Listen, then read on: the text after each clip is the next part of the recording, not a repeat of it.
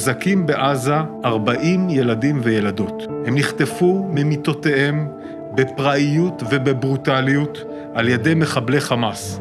הם מוחזקים הרחק מביתם ברחבי רצועת עזה, חלקם ללא הוריהם, ללא זכויות בסיסיות.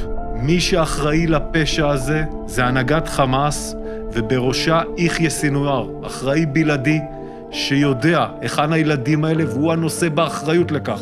מוטלת עלינו ועל העולם כולו חובה מוסרית להחזיר את הילדים האלה ואת החטופות והחטופים כולם הביתה.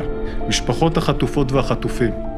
אנחנו נעשה הכל כדי שזה יקרה.